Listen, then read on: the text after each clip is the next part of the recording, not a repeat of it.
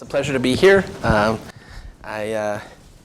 We sort of, at UCSF, we don't really have an engineering school, so it's sort of engineering for dummies. So it's great to be at a real engineering school. I had the pleasure, I was telling Annabelle this morning, of having Jimmy Carter's granddaughter graduate from my lab, a PhD. I don't know if Jimmy's still popular here, but I thought he was a great guy.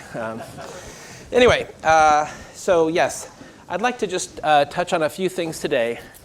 I'd like to persuade you that neurodegenerative disease is a huge and unmet medical need. And if you're sort of going through graduate school now, think seriously about this direction. This is something that our country is going to really need. In fact, the world's going to really need. So I challenge you. It's a really a big opportunity. I'll tell you a little bit about this technology that we invented shortly after I started the lab at UCSF that Annabelle mentioned, and also how we've tried to combine it with induced pluripotent stem cells, iPSCs, as a technology to try to create faithful disease models that might be useful.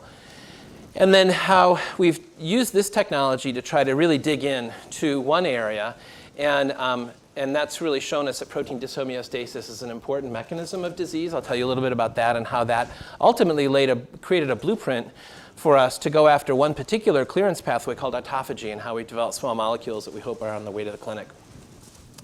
So neurodegenerative disease, it's a huge problem. One of the big reasons it's such a big problem is that the number one risk factor for developing things like Alzheimer's, Parkinson's, and other diseases, neurodegenerative diseases, is aging. And the United States had a really big demographic jump called the baby boom. And those folks are entering into the peak time now where these diseases are going to be relevant.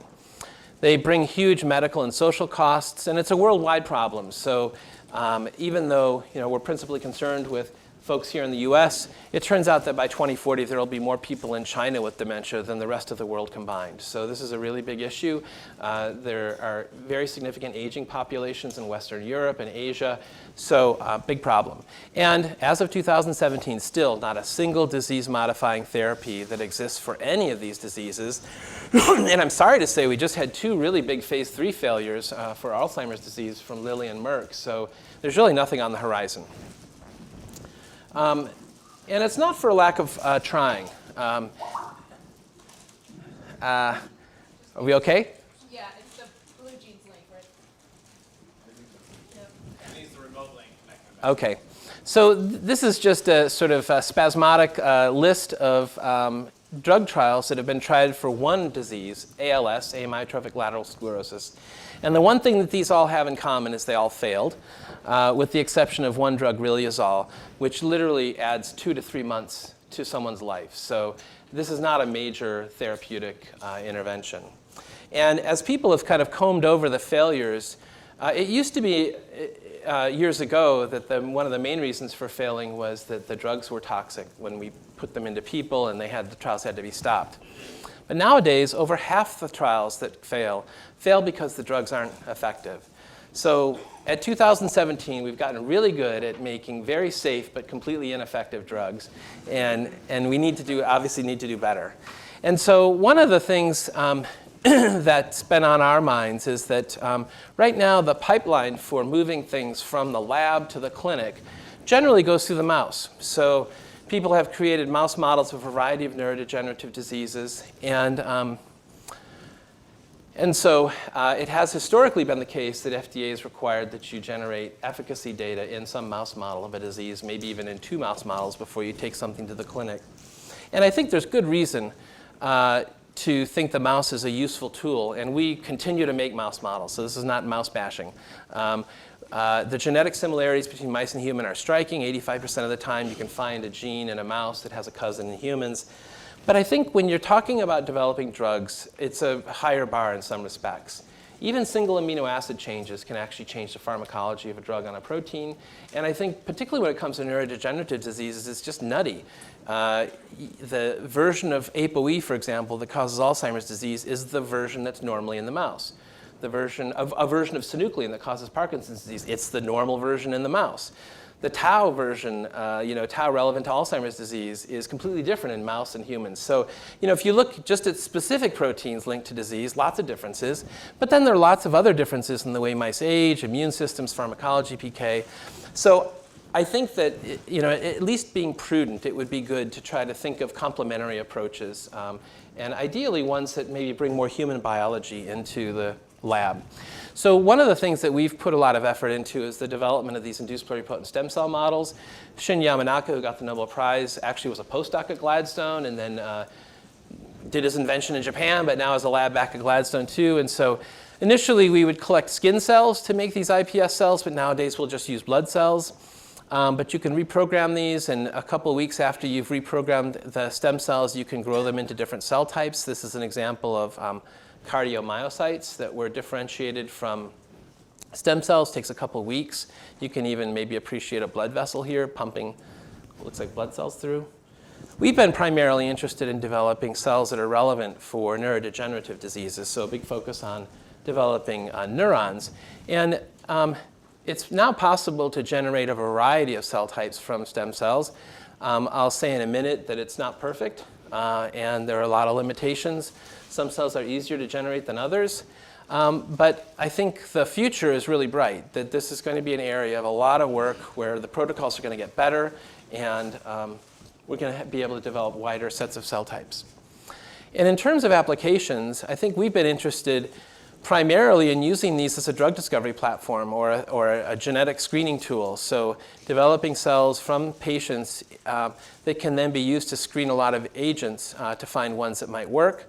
But I think another interesting idea is this in vitro clinical trial idea. And so I'll just try to summarize it in a nutshell. So imagine you're doing a trial for ALS or Alzheimer's disease. Generally, the way these trials are done, you have your drug you think works for your disease. You start to enroll patients who have a clinical syndrome that meets criteria for Alzheimer's disease or ALS, and then you find out whether it works or not. What you don't know is that disease one disease, or is it 10 diseases, or 100 diseases for that matter?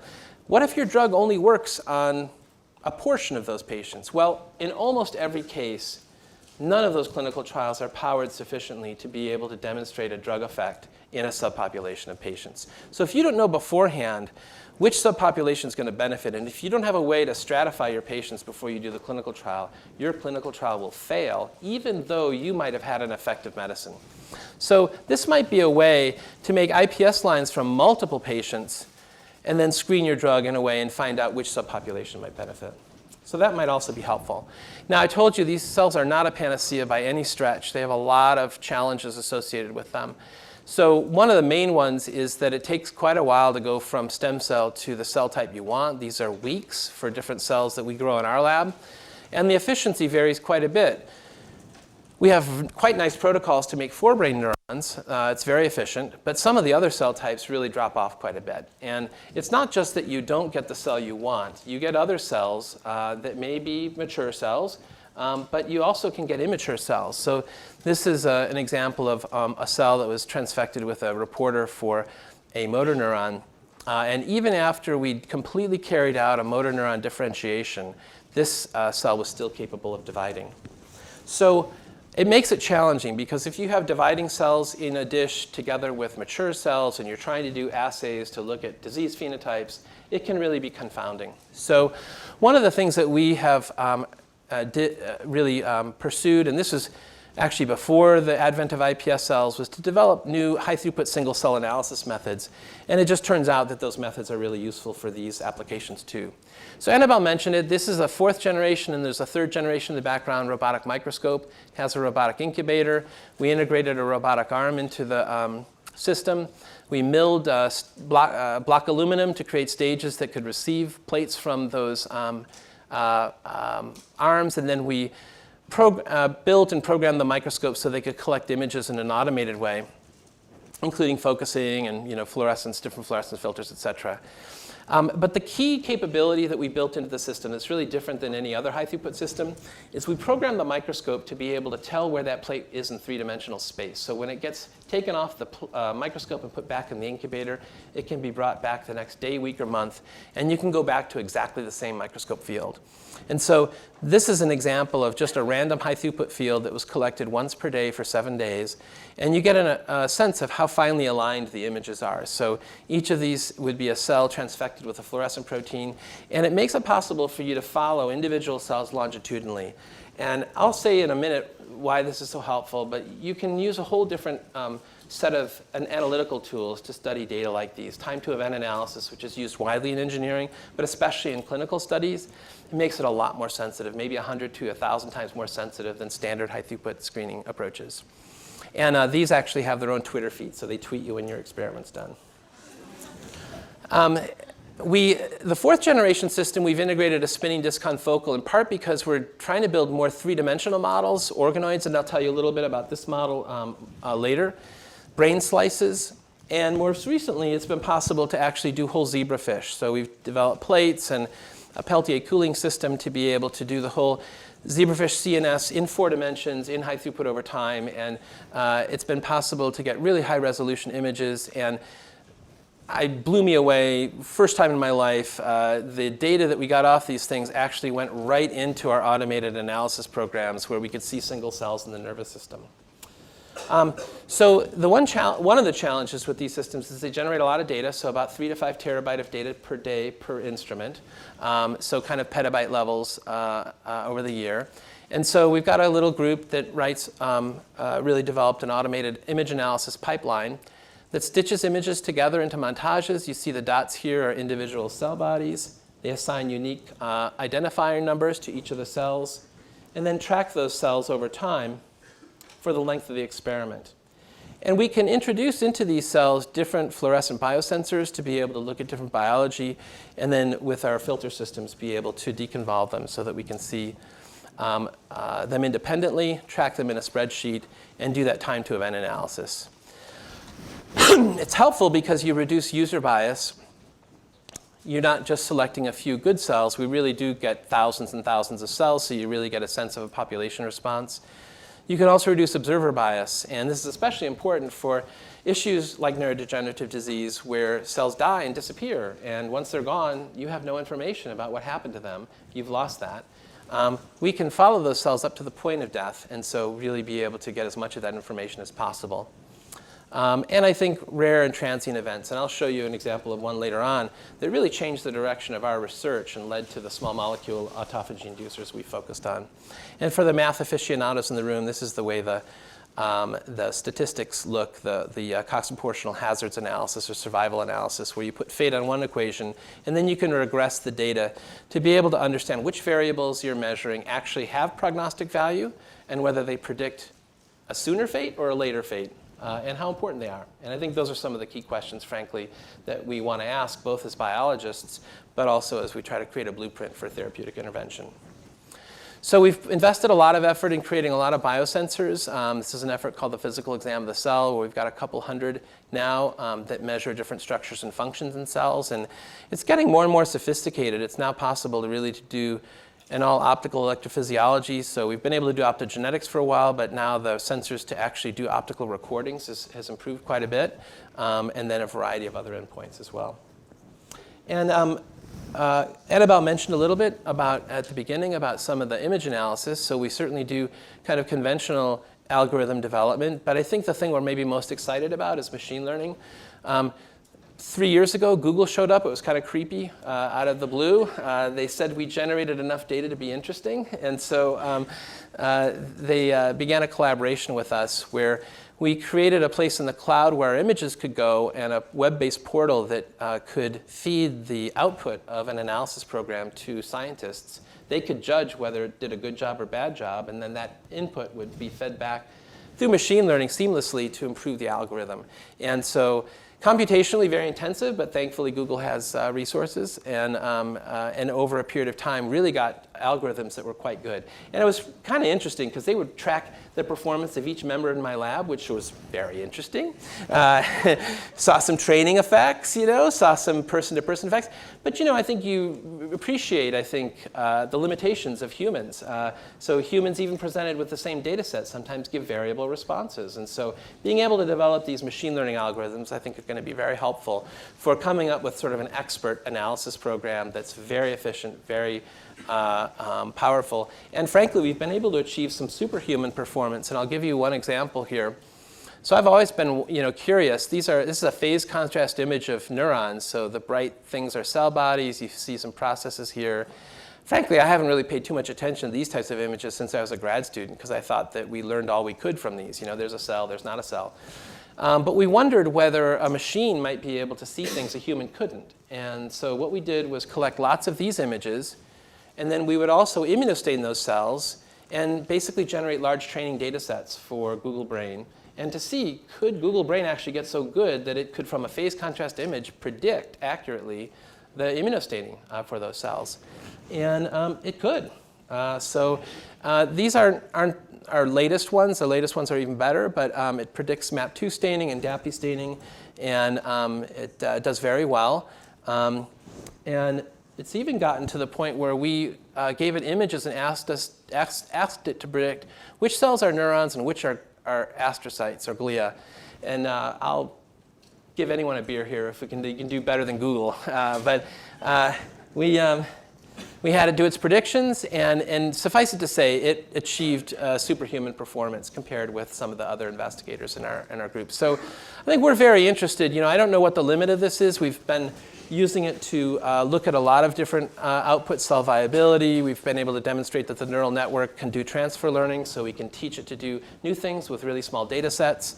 I'd love to be able to see if it can train it to recognize differentiated cells in iPS populations, those heterogeneous cells. That would be a very useful tool. To be able to do that while the cells are alive, I think, would be very valuable.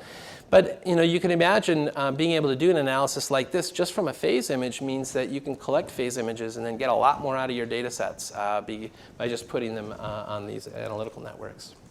So we can, so the technology allows us to follow single cells over time, to be able to measure intermediate changes and then look at what fate they predict. And we've been able to apply this to develop a number of iPS models of disease.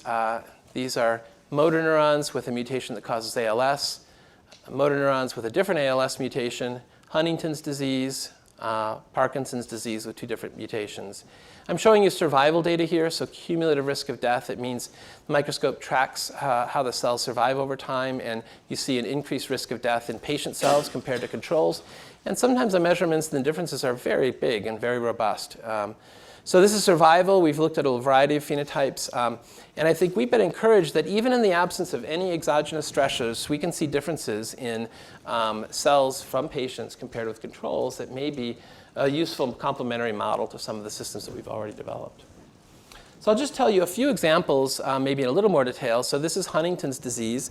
One of the hallmark features of this disorder is these abnormal excessive motor movements called chorea that come from degeneration of especially the subcortical structure in the brain called the striatum. You also get a dementia and emotional changes. These patients eventually die 10 to 15 years or so after symptoms begin. And one of the interesting features of Huntington's is it's 100% genetic. So this is the gene that's caused Huntington's disease, initially named interesting transcript 15, but now the Huntington gene. And it has this cytosine, adenine, guanine triplet repeat at the 5' part of the gene that is repeated anywhere between 5 and 35 times in the normal population. So in this group, most folks will have 17 to 20 of these repeats. But if you have even a single repeat above 35, you get Huntington's disease. And the longer that repeat is, the worse the disease tends to be. It gets translated into homomeric polyglutamine stress, and a big focus in research nowadays is trying to understand why this expansion causes disease. So we've made a variety of iPS models of this disease. And I should say most of these iPS models are now freely available. So they've been deposited at the Coriell Rutgers Biorepository. You can order them. We just had a paper come out 2 weeks ago that described sort of the latest characterization of these cells. They clearly show transcriptomic, this is RNA-seq data, transcriptomic differences between lines that have a normal repeat, so less than 35, compared with those that have a Huntington repeat, greater than 35. We see a lot of functional abnormalities too in terms of spontaneous firing differences, miniatures, and evoked responses. And One of the things that emerged from this study was, as we did the transcriptomic analysis, what we found were changes that were consistent with a deficiency in a transcription factor NeuroD1 dependent gene program production. So something that's implicated in neurodevelopment. And interestingly, there's a small molecule, ISX9, that activates on calcium channels. It stimulates this pathway. And it was possible in that study to show that when we treated cells with ISX9, we could reduce the risk of death, so improve their survival. And in that same paper, we also saw benefits in a mouse model. So here's one example, Huntington's disease, where we can make iPS cells that show disease-relevant phenotypes, use them to try to understand some of the underlying mechanisms of disease, and then maybe even identify a potential path forward. So another disorder is Parkinson's disease. So here are two movies that show two examples of the symptoms. One is bradykinesia. This is another where tremor. It's a woman I saw near the Sahara Desert in southern Tunisia, where a particular genetic cause of Parkinson's disease is extremely common, LRRK2 mutations. And during that trip, I met a family that has a synuclein triplication. And we were able to collect skin cells from some of the family members from this Parkinson's family. We didn't know the nature of the synuclein triplication, and so we did whole genome analysis. And it has so this is the actual synuclein gene itself. This is the chromosome it sits on, and this is the region of the chromosome that's triplicated in two of the brothers of those families. And to our knowledge, it's the largest triplication that's been described. And we've taken these cells, and this is an effort to show you how we can take cells from a patient with a defined genetic mutation and really link it to some biochemical abnormalities. What we did here was did a variety of characterizations, but one of them was to measure synuclein levels. And we found that in one of the brothers, well, both of the brothers, we saw elevated synuclein levels with triplication. But interestingly, the protein levels were different. So the protein levels for one brother were much higher than another, despite the fact that the mRNA levels were similar, methylation of both loci were similar. So it suggests that although both brothers have a synuclein triplication and both express triple the synuclein mRNA, there do seem to be some post-transcriptional differences that control protein levels. So we were curious, because synuclein protein is so central to Parkinson's disease, does this translate into phenotypic differences between the cell lines? And we were surprised to see that the brother with the high protein synuclein level had a much higher risk of death than the brother with the low synuclein levels. And likewise, when we measured neurite analysis, we found that the cells with the highest synuclein levels had the shortest neurites. So an example, again, of a different disease, now this time Parkinson's disease, where we take iPS cells with a specific genetic abnormality, can link it to a biochemical difference, and then have that biochemistry translate into phenotypic differences. The last example I'll show you is for ALS. I'm sure many of you this has been kind of in the news recently, from the Ice Bucket Challenge to some other things in the popular press. This is a primarily motor neuron disease where you lose motor neurons both in the cortex and in the spinal cord.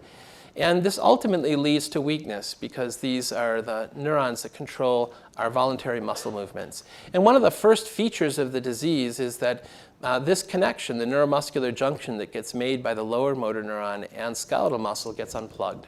And so one of the things we've been interested in trying to do is to see whether we could go beyond simple cultures of motor neurons and try to make more complex ones that captured more of the biology. Could we, for example, make a human neuromuscular junction in a dish? And so we've been playing around now for a couple years with protocols, and we now have one that will generate muscle cells and neurons, motor neurons, from the same culture. And these neurons appear to form contacts with motor neurons that have features of a neuromuscular junction. And specifically, they stain positively with alpha-bungarotoxin, which is a marker for ACH receptors. Interestingly, the muscle cells exhibit spontaneous contractions. The red arrows here are drawn by a video program that shows you both the amplitude and vector for the contractions. And it allows us to quantify how those contractions develop in culture and how they change maybe in different disease conditions. And importantly, we've been able to show that these cultures show curare sensitivity. So they contract, and then at some point we're going to put on curare, which blocks the acetylcholine receptor, and you start to see the contractions cease. That's important because it suggests that the contractions that we were seeing weren't just spontaneous muscle contractions, but actually a reflection of a functional neuromuscular junction in culture. So we're hopeful that something like this is going to be really useful for helping us look at both the genetic control of the neuromuscular junction, but also how we might find drugs that could intervene. And we've taken this protocol now and begun to differentiate iPS lines from ALS patients to see whether there are any differences we can see. So if we look at neuromuscular junction formation, measured here using clustering of the acetylcholine receptor, we can see a really significant loss in neuromuscular junctions in our iPS lines from ALS patients. These are all familial ALS, C9orf72, TDP43, and a different TDP43 mutation. And we've also seen phenotypes in muscle cells too. So just to finish this part of the talk, I've given you 3 examples now: Huntington's disease, Parkinson's disease, and ALS, where it's been possible to take patient iPS cells, protocols to differentiate those cells into specific cell types relevant to those disease, and to be able to see phenotypic differences, robust phenotypic differences between patient cells and healthy controls, and to be able to tie them to some of the same phenotypes we see in patients and some of the biochemical changes that we expect to see. So I'd like to now just sort of change a little bit and show you an example of how we've tried to take this approach and dig a little bit deeper to understand some of the underlying mechanisms that may be responsible for neurodegeneration, and hopefully as a way to kind of create a blueprint for how we might intervene rationally. So the original reason we built the microscopes was not to work on iPS cells, because they hadn't been invented yet. It was frankly out of frustration. I had finished my postdoc and I'd done sort of a side project on Huntington's disease, and you see these abnormal deposits called inclusions that form in Huntington's disease. They're also present in Parkinson's disease. They're called something else, a Lewy body.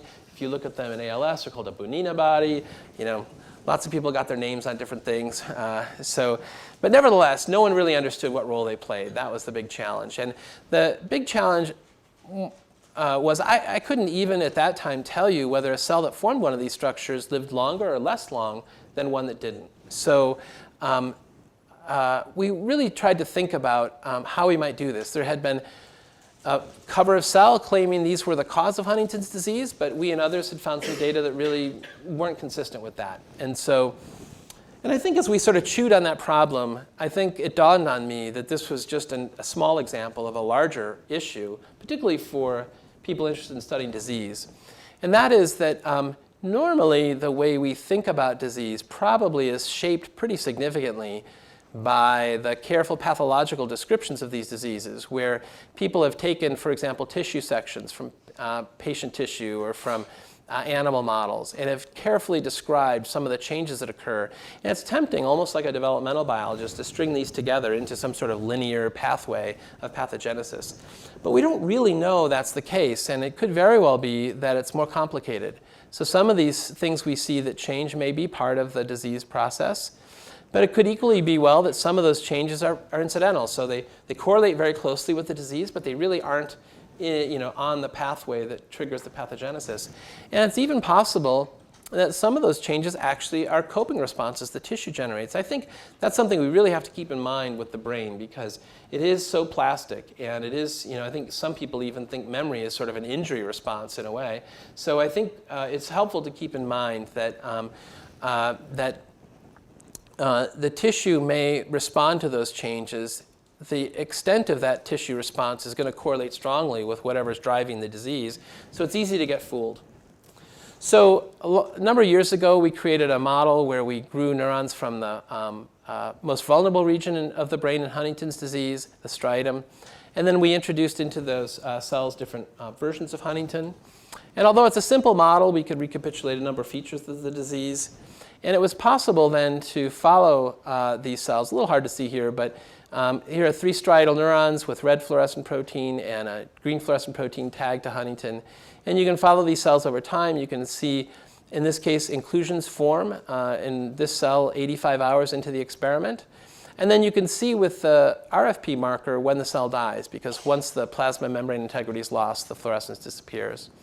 And so with systems like this, it was possible to address that original question, which is, what is the relationship between forming one of these structures, clearly an abnormality, and something that we think might be most directly relevant to neurodegenerative disease? And the surprise, a lot of this is published, so I'm just going to skim over it, was that if anything, forming these things led to better survival if you controlled everything else. So it was as if this might be part of a coping mechanism rather than a pathogenic response. And the way we found that was to be able to follow these populations of cells over time. We could see a very different risk of death if the version of Huntington had a disease-causing mutation in it. But after an inclusion formed, that risk fell quite a bit, almost to baseline levels, whereas the cells that didn't form an inclusion body continued to have a high risk of death. So as we looked back and tried to understand better what might then be driving the pathogenesis, I think we were struck by the fact that Huntington began fairly diffusely localized through the cell, but once an inclusion formed, it started to almost disappear entirely elsewhere and get sequestered into this inclusion body. So maybe something about this precursor form is important. And sure enough, when we measured it, it was highly predictive of whether and when a cell would die. And we could even go a little bit further, and we developed conformation-specific antibodies and found one that bound to a compact polyglutamine structure formed by Huntington that predicts cell death and degeneration better than anything else we found at a single cell level. That said, one of the nice things about this approach is it keeps you honest, and you can, at the end of the day, ask, okay, it's predictive, but have I explained everything? And when we sort of did all the calculations, we'd only explained about half of fate based on these protein-centric mechanisms. And so this, I told you early on, I'd show you an example of a transient event that kind of changed the direction of work in our lab. Well, this is the example. So in one of these cells in this image, you can see an inclusion form, and then within a 24-hour period, it spontaneously disappears.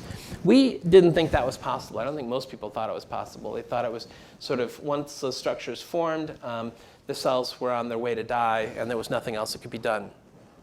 What this told us is that cells must have the capacity somehow to clear misfolded proteins, and even structures as big as this. And the only pathway that we could think of that was capable of doing that was this pathway called autophagy. So I'll tell you a little bit more about autophagy in just a minute. But I'll say that we began with Huntington's disease, but we've now made models of ALS and Parkinson's disease, and we see a lot of the same things that we saw for Huntington's disease. So we think the lessons we've learned from that HD model may be relevant more broadly. That maybe neurons have a fairly limited repertoire for responding to misfolded protein. And part of it involves upregulating clearance pathways to get rid of misfolded proteins, but part of it may be an emergency response system that puts some of those misfolded proteins into these structures, at least temporarily, that may be less toxic. And so we've been interested in kind of this idea, a model we call common threads, where these diseases clearly have different initiating factors, but maybe at some point they do engage some pathways that are common across these disorders. Protein dyshomeostasis may be one. And although it's tempting to focus on just the driving features of disease and pathogenesis, I do want to underscore this idea that the host tissue plays a really important role in the symptoms that get manifest in these diseases and in potential intervention points where we might think about engaging.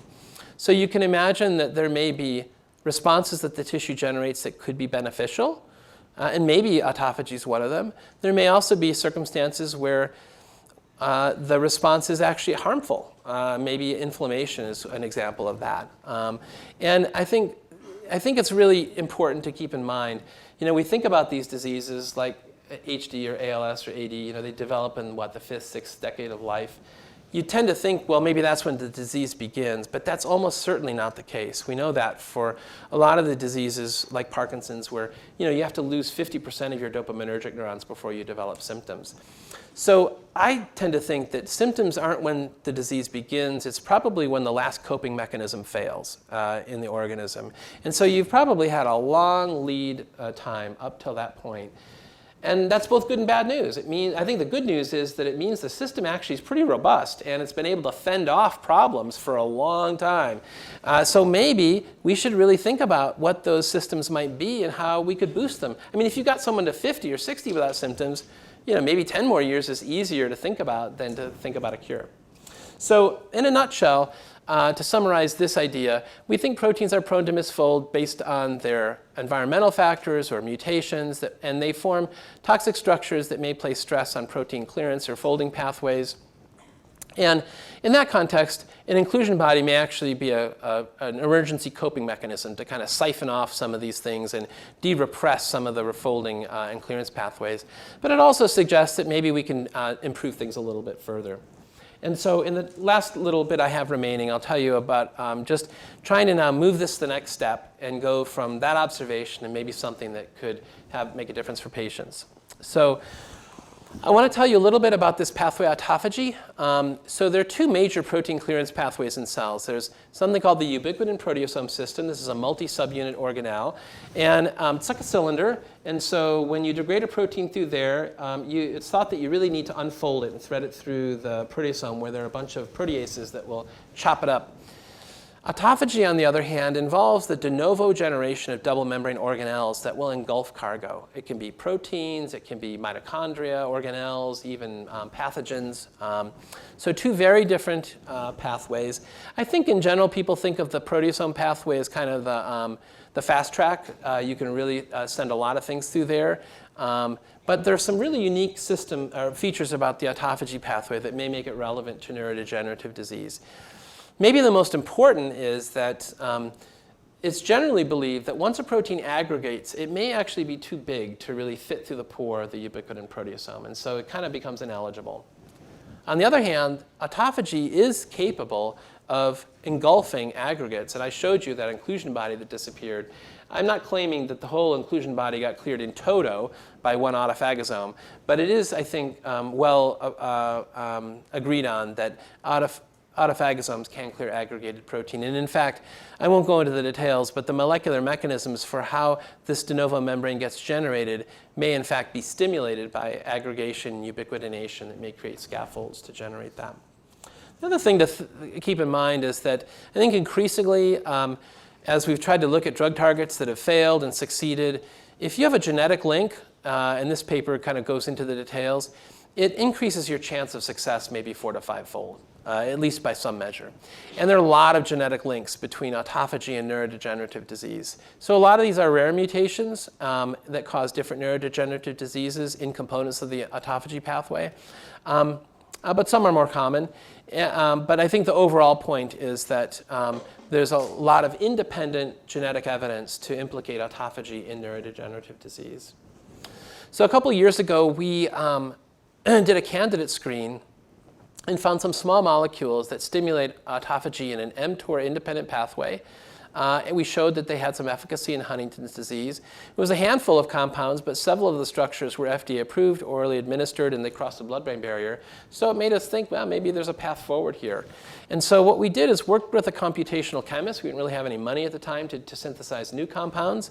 And he took a look at the structure-activity relationships of the compounds we had and constructed a pharmacophore. So this is like a 3D model of what the computer thinks, based on the SAR, is the key parts of the molecules that are responsible for the activity. So positive charges, aromatic residues, whatever.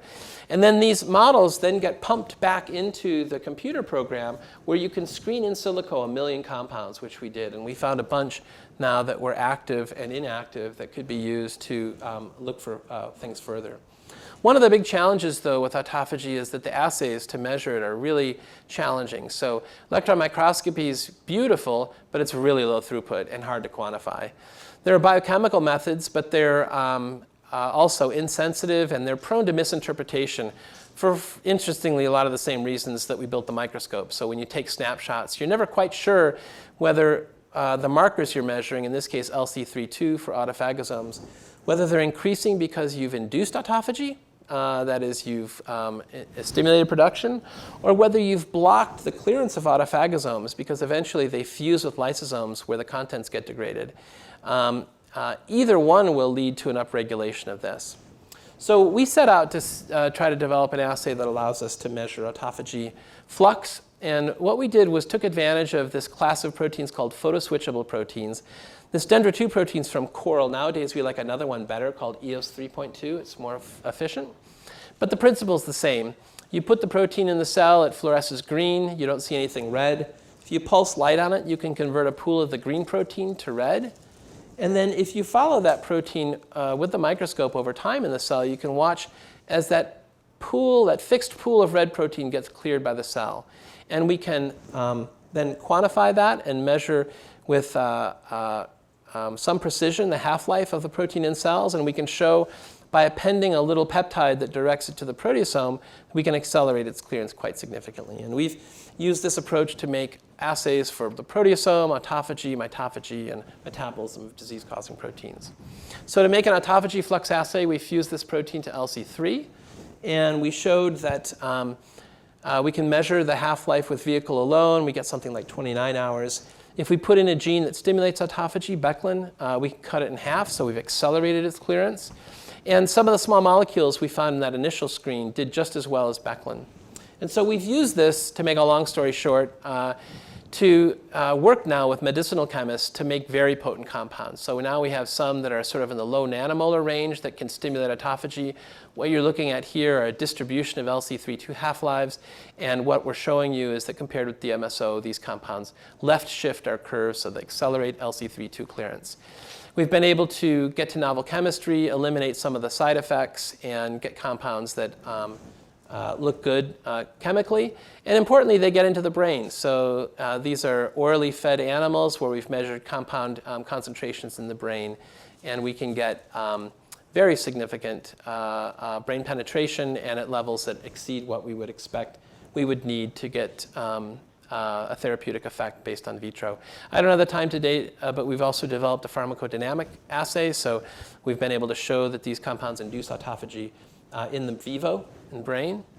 And importantly, we've been able to test these compounds in a variety of our disease models. So some of them I've shown you already. And we've used optical pulse labeling, that assay I just showed you, to show that these compounds can promote the clearance of mutant huntingtin, TDP43, synuclein, tau. We also have looked at the cytopathology in our HT and ALS models, both murine and the human iPS models. And we see that they can correct a number of those features. Some of this is published. And then we've also been able to show that they improve survival. And some recent data is very exciting. We've been able to take, I didn't really dwell on this, but for Parkinson's, ALS, and Huntington, and Alzheimer's disease, only maybe 10% of patients get those diseases for known genetic mutation reasons. So 90% of patients have those diseases for reasons we don't understand, which is another reason why patient stratification may be important. One of the cool things about iPS cells is you can take a cell from a sporadic patient and maybe you have a model. And so we have, in fact, been successful recently taking ILS iPS lines from patients with sporadic ALS, so no known genetic mutation, and been able to demonstrate that they have an increased risk of death compared with healthy controls, and that when we add drug, we can improve it. So if that's really true, and this is preliminary, that would be very exciting, because I think there's always been a sort of nagging question of what relationship, if any, do these rare genetic causes of neurodegenerative disease have to the much more common causes. So I'll end there. I just want to say again, neurodegenerative disease, it's exciting, but a challenging and enormous unmet medical need. Desperately need smart people to come and work on it. I've shown you that patient iPS cells can produce disease models with robust phenotypes, and we think that these are useful not only for giving us new insights into underlying mechanism, I showed you that with HD, but also connecting the kind of path functional genomics I showed you with Parkinson's disease, and even creating more complex models like the neuromuscular junction with ALS. Hopefully you're convinced that the longitudinal single-cell analysis approach we've made is useful for both sensitively detecting phenotypes, but I think importantly, almost thinking about system cell biology, where you can measure multiple variables at once, integrate them into a working model, a dynamic working model of how these parts kind of work together to compute fate, and then use that model as a blueprint for how, at least in the case of disease, you might intervene in a productive and helpful way. And then just finally, having used that approach to show that protein tissue homeostasis seems to be highly predictive, and how autophagy might be beneficial, how we then can use that approach to try to develop even small molecule therapeutics. So I will end there and just highlight a few people who played really special roles in some of this work. Mike Ando, a brilliant graduate student at UCSF who really came to study biology and ended up more interested in the robotics and the computational stuff and developed really a lot of our automated systems and then got hoovered up by Google. And then a couple other people, Ashka and Julia, Amanda and Gaia, who were very instrumental in creating a lot of the iPS models for the different diseases that I told you about today. And Andrei Svetkov, who has his own faculty position now in the University of Texas system. But he was really the guy responsible for inventing optical pulse labeling in the lab and then also doing some of the initial work that discovered the small molecule autophagy inducers. And then we've had a terrific group of collaborators, the iPS Consortium for Huntington's disease and now more recently for ALS, and a great group of engineers at Google who have worked with us on the machine learning stuff. So thank you so much for your attention.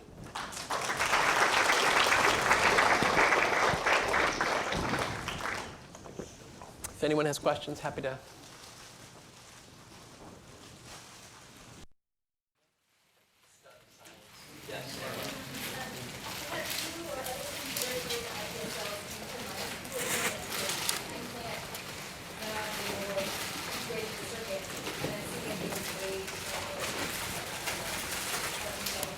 Yeah, so but there have been quite a few groups who've done that. In fact, Bart de Strooper just had one recently, a paper in Neuron like last month where he did that for Alzheimer's disease. And Stephen Goldman has done that quite a bit for multiple sclerosis as well.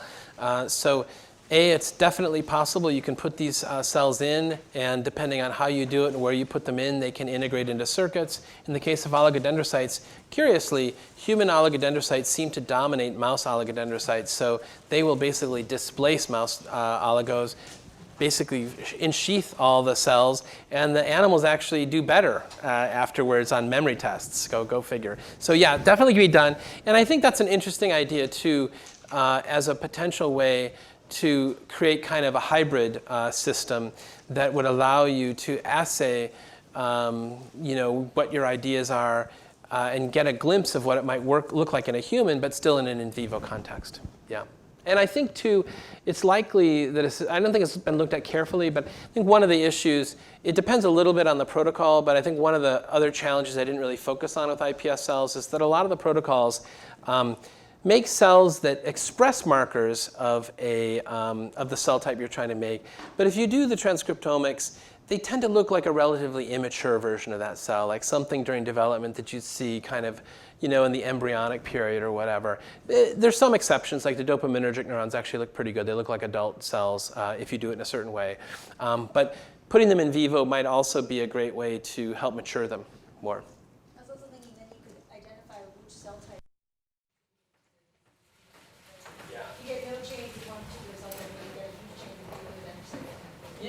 Yeah, that's a great suggestion. Yeah. Yes? So given those sort of limitations and impurity, do you think, since in Parkinson's disease there's been a lot of environmental factors that have been implicated, do you think this could be used as a system to actually test the effects of potential non-genetic causes of I sure hope so. Yeah. I mean, I think that whether it's PD or ALS, I think that's been a big question. Is that 90% that's not accounted for by genes? Now, I think I do want to just say that it's a little misleading when people say 10 and 90%. If you do the careful genetics, like ALS, for example, in 10 to 15% of cases, you can find identifiable genetic mutations, or at least a familial history that makes you think it's a Mendelian, disease.